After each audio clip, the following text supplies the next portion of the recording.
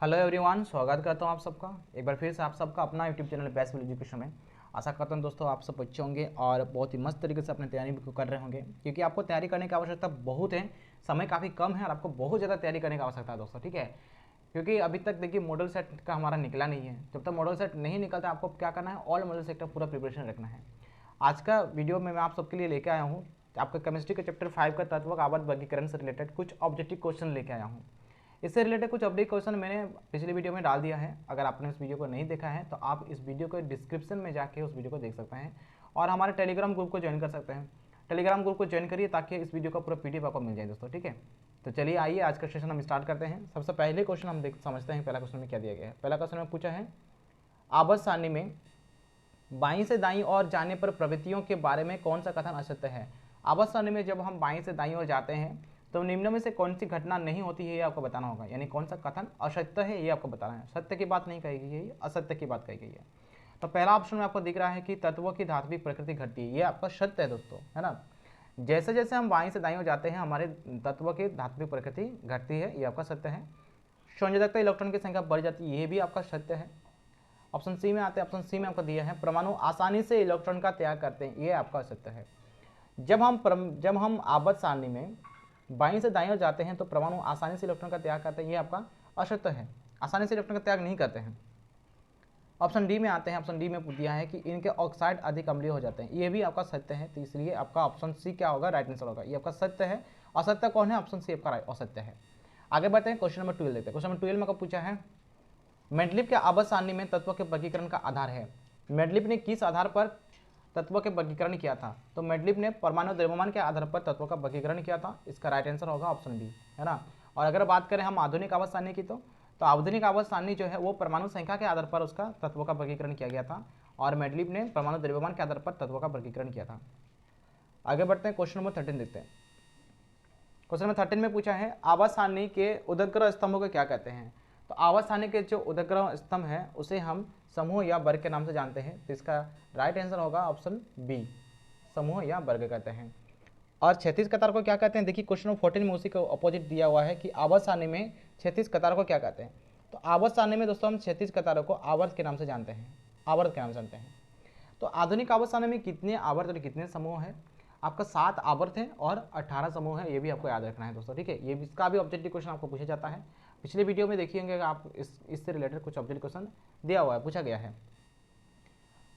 Question number 15, Mendeleev के समय कुल कितने तत्व ज्ञात हैं। जब मेंडलीव ने अपना आवर्त सारणी बनाया था तब कितने तत्व ज्ञात थे, तब टोटल 63 एलिमेंट यानी तो 63 तत्व ज्ञात थे, तो इसका राइट आंसर होगा ऑप्शन सी, 63। क्वेश्चन नंबर 16 में दिया है आपका आधुनिक आवर्त सारणी में पहले 10 तत्वों में निम्न में से कौन सा धातु है। आधुनिक आवर्त सारणी में पहले 10 तत्वों में, पहले 10 में से आपका लिथियम और बेरिलियम दो धातु है पहले 10 तत्वों में से। तो यहाँ पे जैसे लिथियम का ऑप्शन दिया गया है तो आपका राइट आंसर होगा लिथियम, ठीक है। तो ऑप्शन ए इसका राइट आंसर होगा। अगर यहाँ पे लिथियम की जगह पे बेरिलियम होता तो आपको बेरिलियम पे आपको टिक करना होता, बेरिलियम आपका आंसर होता है। क्योंकि पहले 10 तत्वों में एक से लेकर, जैसे कि हम हाइड्रोजन से लेकर अगर नियन तक की बात करें तो उसमें लिथियम और बेरिलियम ही दो धातु है, ठीक है। बाकी सब क्या है, अधातु है। चलिए क्वेश्चन नंबर 17 देखते हैं। क्वेश्चन नंबर 17 में दिया है, क्वेश्चन नंबर 17 को ध्यान से देखिए, ये इस तरह का सवाल रहता है, बहुत ही अच्छा सवाल यहाँ पे दिया गया है। को सवाल है एक तत्व ए का इलेक्ट्रॉनिक विन्यास आपको दिया गया है 2 8 7, ए की वर्ग संख्या क्या है, ए किस समूह में होगा, वर्ग यानी किस समूह में होगा। आपको इलेक्ट्रॉनिक विन्यास देख के पता करना होगा ये जो तत्व है ये आवर्त सारणी में कहाँ पे होगा, कौन सा समूह में होगा। तो समूह कहाँ पे होगा, कैसे हम पता करेंगे। तो परमाणु संख्या, किसी तत्व का जो परमाणु संख्या होता है वो उसके आवर्त सारणी के समूह की संख्या के बराबर होता है। परमाणु संख्या समूह संख्या के बराबर होता है। और हम परमाणु संख्या कैसे निकालते हैं, परमाणु संख्या निकालने का तरीका क्या है कि जो इलेक्ट्रॉनिक विन्यास आपको दिया रहेगा, जैसे यहाँ पे 2 8 7 आपको इलेक्ट्रॉनिक विन्यास दिया है, आप उन 2 8 7 को तीनों को जोड़ दीजिए, ठीक है। जैसे आप जोड़ेंगे आपका आंसर कितना आएगा, 17 आएगा, यानी परमाणु संख्या हमारा हो गया 17। अब परमाणु संख्या वर्ग संख्या के बराबर होता है, वर्ग यानी आवर्त संख्या के बराबर होता है, सॉरी वर्ग यानी कि समूह संख्या के बराबर होता है। तो इसलिए इसका राइट आंसर क्या होगा, ऑप्शन डी इसका राइट आंसर होगा 17। कौन सा वर्ग में होगा, 17वें वर्ग में होगा, ठीक है। ये क्लोरीन है, क्लोरीन आपका 17 वर्ग में है। आगे बढ़ते हैं, क्वेश्चन नंबर 18 देखते हैं। क्वेश्चन नंबर 18 में दिया है निम्नलिखित में उत्कृष्ट गैस को पहचानिए। उत्कृष्ट गैस कौन सा उत्कृष्ट गैस है, उत्कृष्ट गैस यानी कि अक्रिय गैस को उत्कृष्ट गैस कहते हैं। तो आपका यहाँ पे दिया गया है N, N I, N A या एन ई, तो इसका राइट आंसर होगा एनी, एनी, नियन आपका क्या उत्कृष्ट गैस है।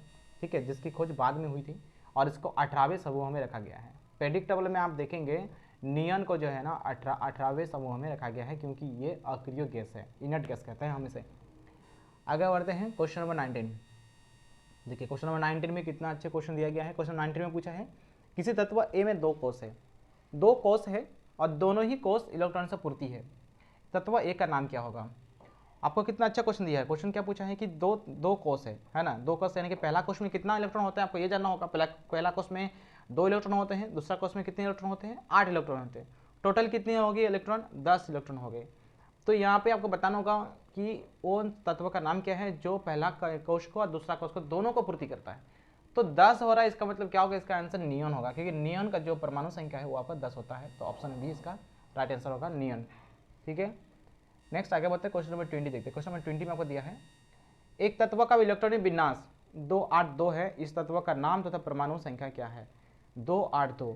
तो पहले तो हम परमाणु संख्या कैसे निकालते हैं। परमाणु संख्या निकालने के लिए हम क्या करते हैं, इलेक्ट्रॉनिक विन्यास जो दिया हुआ है उसे हम जोड़ देते हैं।